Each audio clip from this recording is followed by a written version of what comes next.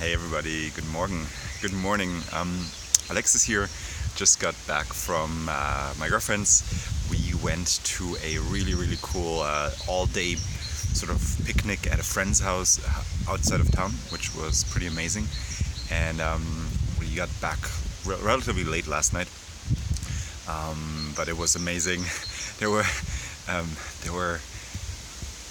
it was like in a big farmhouse my friend recently moved into, and and so there were like 10 kids, 10 babies, 10 little children, and maybe 15 adults, and there were also like 4 dogs running around, 15 chicken, 1 cat, and 2 horses. And what I loved the most about yesterday, or what was sort of my highlight from this whole thing, was at some point in the afternoon, all the animals, including the horses, were just roaming free in the garden.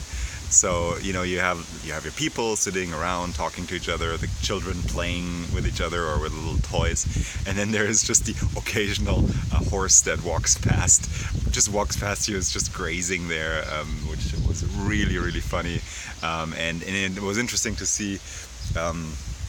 It was kind of like in those nature documentaries when you have like a water hole and there's the zebras watering, and there are like the buffaloes and the lions and I don't know, the flamingos, and everyone is sort of just like cohabitating. It was kind of like that yesterday, and I quite liked it.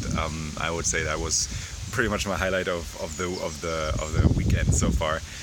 Which was just almost like a natural habitat with all kinds of creatures just floating and roaming around. And of course seeing my friends was fantastic, and I can't stress how valuable I think it is to have friends, and once in a while, we're all busy and we all have our own lives, and I definitely that's reality. At the same time, maybe scheduling a little ahead of time and to get everyone together, I think is just so valuable, because socializing in larger groups it insanely reduces stress. It increases, it releases oxytocin and serotonin. I was actually talking with a friend about this whole like habitat thing. Basically, I noticed it the most yesterday with the dogs. The dogs were loving this humongous sort of herd or pack that we became, right? So 10 kids and 15 adults and 2 horses and a bunch of chicken and the dogs. And I can tell. I grew up with dogs, so it's relatively easy for me to tell when they're feeling, when they're in different moods. And yesterday, the one dog, a little older, she in the afternoon, she just loved the situation, and it was super relaxed. And I think it was because she felt like she would belong to a very big pack. And I spoke with my friend after this, and he too said, it allows, when you're in a larger group of friends or people where you feel comfortable with, of course, where you feel safe, where you have sort of like a safe space, you start relaxing in a different way, because what does it mean to have stress anyways? I think this may be actually a really interesting thing to talk about today. Like, what does stress really? And I think one big part of stress is feeling vulnerable and feeling attackable and feeling unsafe. And naturally, we're mammals too. Don't forget that. And when we feel safe, it means that we are not stressed. When we feel safe from harm and safe from safe from physical harm, emotional harm, then we start relaxing, and we actually, I think, become our own best. And this reminds me actually about what is called the independence paradox, which is a paradox about how children experience, and when are children the most independent in their behavior. And they did this study where if you have the mother and a child in a room, when the mother is around, the child actually feels really safe. The mother sort of creates and holds that safe space, and the child is usually if they're toys, for example, in the room, the child is observed to actually become independent, because the mother is sort of there as a backup, as like the pack, right, as the safety net in a way. And it's observed that when the mom leaves the room, immediately the child basically loses its shit and can't play anymore. It's just basically stressed out that the mom is not there anymore, and is not independently playing anymore. It's not exploring. It's not curious. It goes into stress mode. And I guess this is a similar thing with us and stress in adult life. Maybe it's not our mom that is sort of giving us non-stress and the feeling of safety, but maybe it's money or a job or food. So they're like all these basic I guess like artifacts that represent safety for us, and when we feel we don't have access to it, or it may be lacking, or it may go away, or it just went away, we freak out. It's just like the kid in the room that a moment before, when the mom was there, was playing with the toys, was being super creative and curious, and as soon as the mom leaves the room, the child becomes stressed. Like all it does is bang against the door, asking, "Where's mom? Where's mom? Where's mom?" And I think for today, I can tell. I would say, now that I think about it, stress, I guess it's a way of measuring stress is how creative and how curious and how independent you feel, how much of a sense of independence, well, at least I feel. I can't speak for you, but I can tell that if I'm curious and I'm engaged and I'm creative, then that means that a lot of the other factors are not stressing me, are not lacking.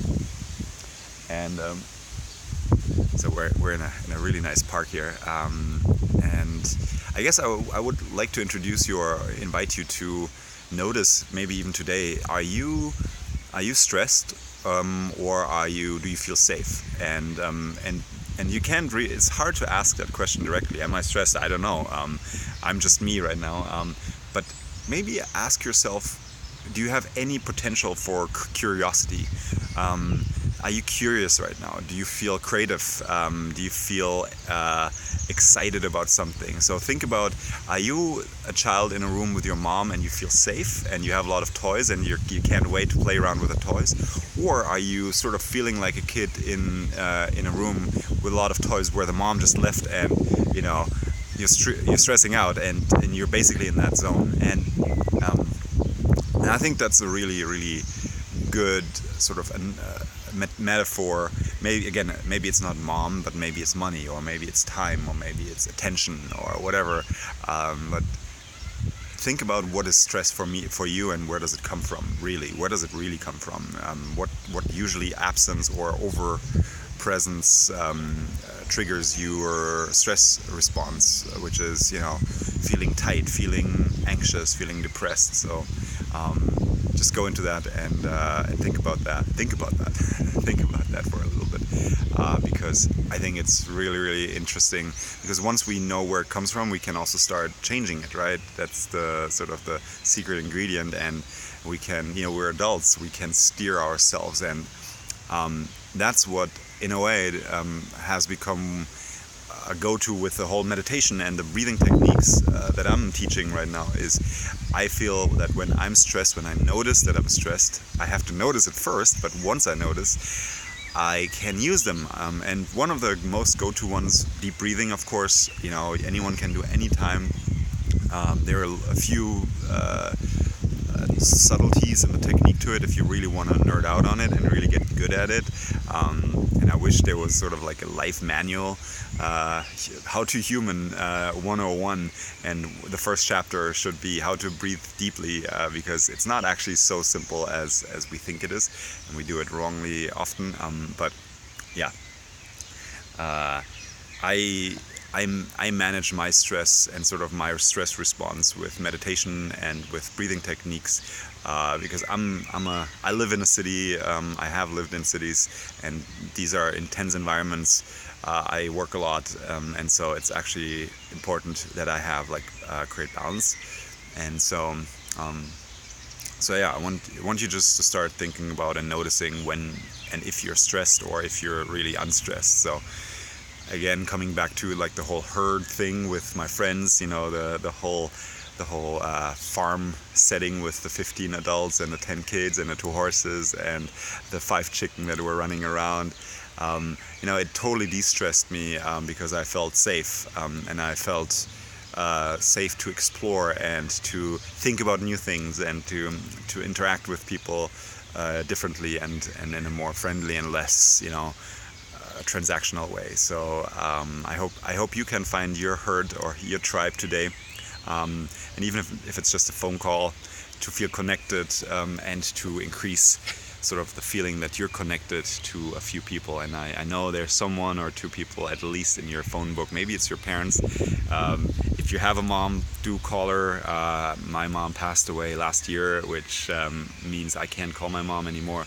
So make sure if you have a mom, call her, you know, tell her what you're doing. She'll love it, and actually you will oddly feel de-stressed afterwards.